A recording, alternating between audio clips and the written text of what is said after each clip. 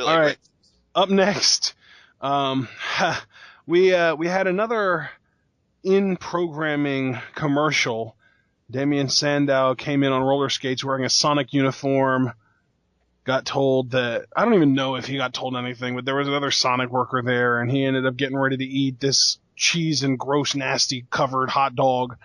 The next thing you know, Adam Rose comes in and tells him that he doesn't deserve it and advertises the crap out of it. And can we just not talk about this? Asher, can I just ask you one question, though? Yeah. And we'll kind of grant you what you want, because I'm not even talking about this. Because my friend James, me and him were talking about the Raw, and he came up with, he had a lot of crazy fantasy booking, which I won't even repeat here, but he had one genuinely great idea that I wanted to run by you. How do you think it would have gone over if during the whole Sting promo for the video game, Damien Sandow came out dressed as Sting?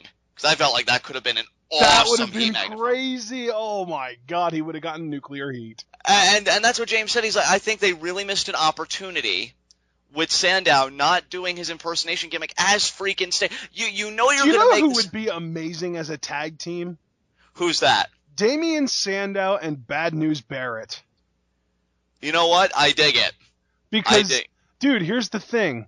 They could have, like, wherever they go, whatever territory it is, or whatever relevant storyline is going on, or whatever social media or social, cultural, anything relevant, they can have Damien Sandow fake every single crowd out with some kind of an entrance theme. Like tonight, he could have come out to Sting's theme. Or in Chicago, he could come out to Punk's theme.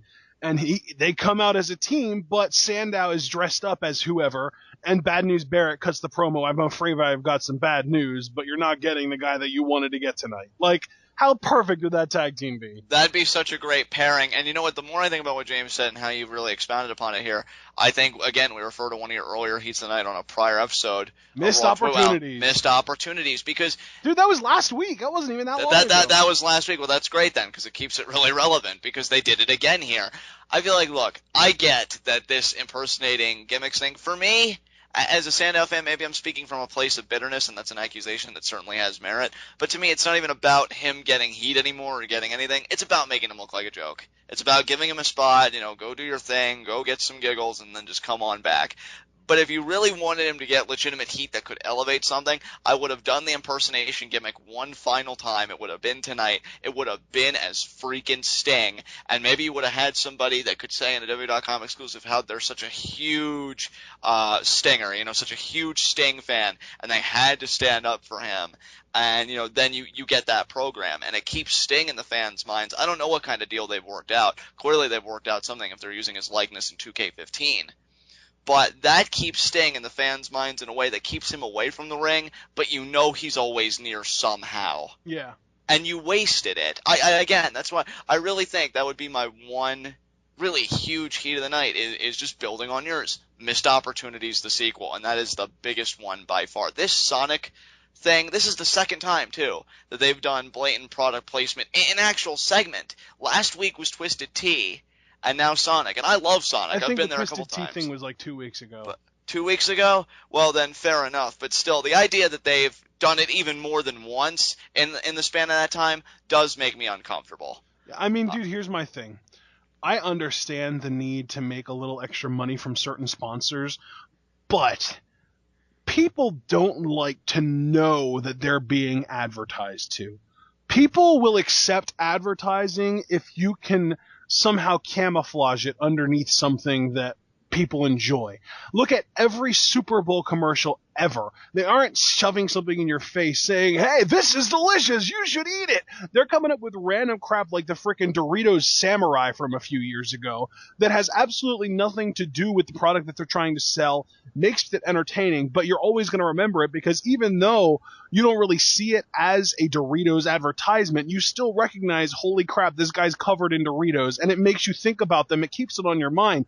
This is the kind of stuff WWE needs to be doing. They shouldn't be shoving it in your face. Oh my God, Sonic is so delicious. They should be doing something more creative to try and figure out a way to work the brand and the product into the show without having it be an actual part of the show.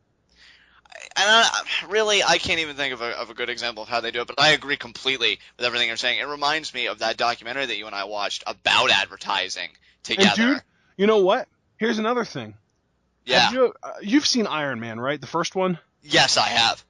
Perfect example. Now, the product placement in that was all freaking over the place, but to me, the best, most subtle one, when and apologies for any spoilers for anybody that hasn't seen the movie, but it's been out for like 6 years now. You seriously need to see it if you haven't yet. And I'm assuming that if you haven't seen it, it's probably just because you don't want to. So this isn't going to really ruin anything for you anyway. When Tony Stark gets back from the Middle East, he says, I want to run a press conference and I want an American cheeseburger. And everyone in that audience is like, yeah, America.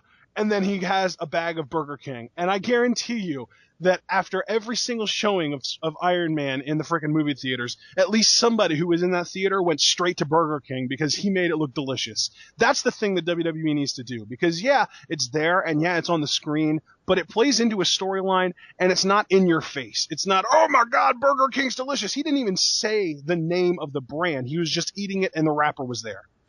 You know what scares me about this, and then this will be the last point I want to make, and then if you want to move on, we can. But, WWE has always done the kind of in-your-face advertising. This is really nothing new. Where I think it's gone to another level that petrifies me is that now we have actual segments with superstars interacting for the sole purpose of advertising. Of advertising. It's ridiculous to me. This is a complete waste of both guys. And I'm telling you, I don't want to feed into the rumors, but the more and more things happen, the more I can't help myself. So, I always put that disclaimer, guys, grain of salt. Kevin Dunn, Damian Sandow, Santino Marella. Yeah. Yeah, well, no, Kevin. I was going to really say Kevin Dunn and Adam Rose. Adam Rose is more the fixture here. Santino's kind of in the background at this point. But, and that's just the thing. Adam Rose, I think, is going to be in Santino's new role. And if this is it, this is freaking painful. Yeah. I was excited for Adam Rose to be on the main roster because I wanted to see that performer get pay-per-view matches. That's never going to happen. I mean, he'll be on pay-per-views, but it'll be to advertise Diet Mountain Dew or Sonic or apparently freaking alcoholic tea to kids. Or, he will be in the Intercontinental Championship Battle Royal, but that's with a mixture of people. The spotlight isn't even going to be on him specifically. He'll probably be one of the first 3 people to get eliminated. Exactly. What a shame. All right, let's move on. And you know what, dude? Here's the crazy thing. With the way he's been booked in the ring, you could honestly buy it if I would tell you that Adam Rose is one of the most underrated wrestlers. And the reason I say that is because trying to keep it pure kayfabe here, one of the most underrated wrestlers in the WWE, because here's the thing. I am fairly sure he's undefeated, and to top off the fact that he's undefeated, he wins most of his matches within like 2 or 3 minutes. This guy is getting a Ryback-esque build, and the WWE doesn't even realize that they're doing it because he's winning all of his matches in like 2 minutes flat, if that. And look at the guy. This guy isn't a Rusev or a Ryback. The fact that he's winning his matches in such fashion, you'd think you'd really want to build on that. But the guy that's really getting the build like that, and again, we had a little bit of a debate like how you qualify his record, but it would be Bo Dallas. And the whole, the streak lives, Michael! The streak lives! That was your best JBL impression ever. And it's so hilarious because I put the least amount of effort into it. That's exactly what made it perfect, though, because JBL puts literally no effort into his commentary either. But yeah, you're absolutely right, Ash. I think that's a great point you brought up. You think with the kind of streak that Adam Rose has, and with how quickly he's been winning matches, I don't want to be hyperbolic here, and I don't want to romanticize any period, but I would like to think that if he was having this kind of success in the Ruthless Aggression era, maybe he'd get a just advertised U.S. Championship match on SmackDown or something. Yeah. Or a non-title match against a champion. But in this day and age, you're doing product placement. Congratulations. Congratulations, Adam Rose. Next. I want to actually find something out here real quick, because Adam Rose has been on the roster for how long now? Well, the main roster, I'd say it feels like what, dude? 3 to 4 months? I don't even know if it's been that long. I feel like, didn't they only start advertising his debut like the day after WrestleMania? They did. Yeah, they did. Okay, so here we go. Adam Rose debuted on Monday Night Raw on May 26th, right? Okay, May 26th. he has won 1, 2, 3, 4, 5, 6, 7, 8, 9, 10, 11, 12, 13, 14, 15. He's 15-0. He and Bo have the same record right now. Holy crap. Yeah. I've got to relay that information to James after this recording, because he was even asking Now, me. if we're talking strictly singles competition, and if we include NXT TakeOver, it would be 13-0, because I just realized that one of the 15 wins was NXT TakeOver, and then another one of the wins was the NXT TV taping. So that would put it down to 13.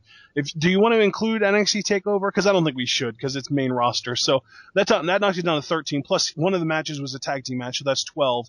And one of them was on the WWE Summer Heatwave Tour. I'm assuming that is the Japan thing that they did over the weekend. And he beat Fandango in a dance-off. So Adam Rose has been 10-0 since joining the main roster and on the main roster. So there you go. Yeah, the guy's been dominant, and again, if this was a different era, he'd probably have a non-title match against a mid-card champion, but instead he's doing this crap. I think it's absolutely ridiculous. He's one of the most talented guys in ring. You know what?